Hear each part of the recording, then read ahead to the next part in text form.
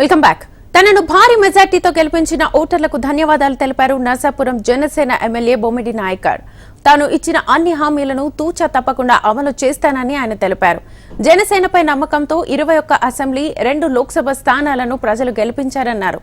ఈ గెలుపుతో తమపై బాధ్యత పెరిగిందంటున్న జనసేన ఎమ్మెల్యే బొమ్మిడి నాయకర్తో మా ప్రతినిధి పవన్ ఫేస్ టు ఫేస్. ఎన్నికల్లో నర్సాపురం నియోజకవర్గం నుంచి భారీ మెజార్టీతో గెలుపొందారు జనసేన అభ్యర్థి బొమ్మిడి నాయకర్. ప్రస్తుతం మనం ఆయనతో ఉన్నాం. సార్ చెప్పండి, నర్సాపురం ప్రజలు మీకు 50,000 మెజార్టీతో మిమ్మల్ని గెలిపించారు, ఏ విధంగా ఉంది? చాలా బ్రహ్మాండంగా ఉందండి.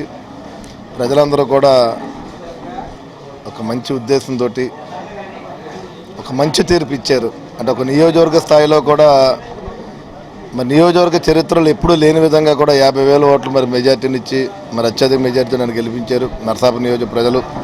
మరి నర్సాపురం నియోజక ప్రజలందరూ కూడా మీ తరఫున మరి ప్రజలందరికీ కూడా నేను హృదయపూర్వక ధన్యవాదాలు తెలియజేసుకుంటూ మరి వారందరికీ కూడా నియోజక ప్రజలందరికీ కూడా నిత్యం అందుబాటులో ఉండి ఏదైతే ఈ ప్రభుత్వం తప్పిదాలు చేసిందో అలాంటి తప్పులు మేము చేయకుండా అన్ని వర్గాల్ని కలుపుకునే విధంగా ప్రజలందరికీ కూడా అందరికీ మంచి జరిగే విధంగా నా పరిపాలన ఉంటుంది.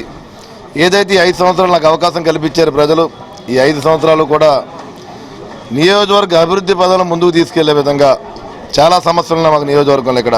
అంటే ప్రధానంగా త్రాగునీరు, నియోజక ప్రజలందరూ కూడా డ్రింకింగ్ వాటర్ చాలా ఇబ్బంది పడుతున్నాయి. ఇక్కడ డ్రైనేజీ వ్యవస్థ బాగోలేదు.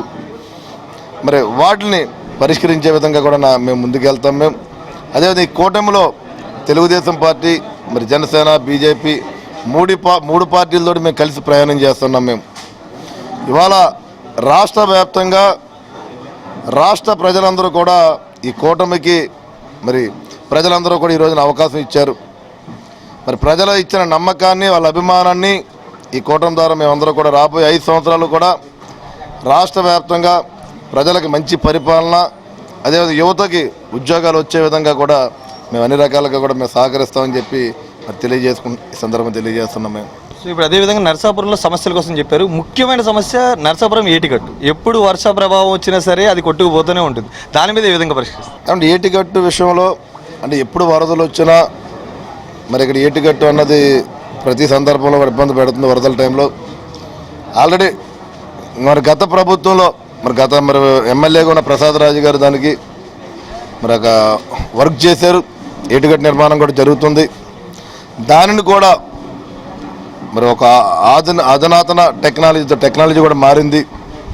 మరి వారిని ఎవరైనా తీసుకొచ్చి అక్కడ ఇంకా మంచి జరిగే విధంగా ఏంటంటే అక్కడ చుట్టుపక్కల గ్రామాలందరూ కూడా ఆర్థికంగా చిన్న వర్గానికి సంబంధించిన వాళ్ళు ఉన్నారు. ఒక ఎస్సీ సోదరులు ఉన్నారు, మత్స్యకారులు ఉన్నారు, బీసీ వర్గాలు ఉన్నారు.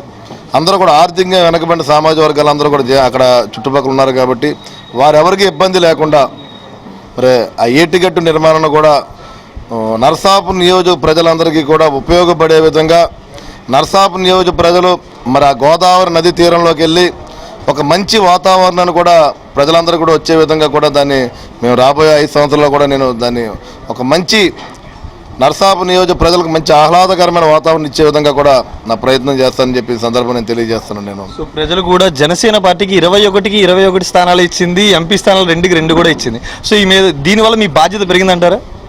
100% అండి.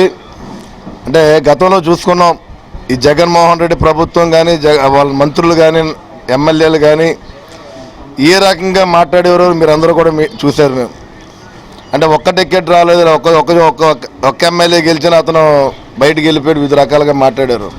దేశ చరిత్రలో ఎక్కడా జరగని విధంగా 100% మరి గెలిపించుకున్నారంటే ఆ క్రెడిట్ ప్రత్యేకంగా పవన్ కళ్యాణ్ గారిది. ఇది ఇక్కడ ప్రస్తుత పరిస్థితి. నర్సాపురం ప్రజలందరికీ కృతజ్ఞతలు. నన్ను భారీ మెజార్టీతో గెలిపించినందుకు. ఖచ్చితంగా ఏటిగట్టి సమస్యలు అయితే ఖచ్చితంగా పూర్తి చేస్తాను. అలాగే నర్సాపురంలో ఉన్న సమస్యలన్నింటినీ కూడా క్షుణ్ణంగా పరిశీలించి మరి సమస్య పరిష్కరిస్తానన్నారు బొమ్మిడి నాయకర్. కెమెరామెన్ సురేష్తో పవన్, HMDV, నర్సాపురం.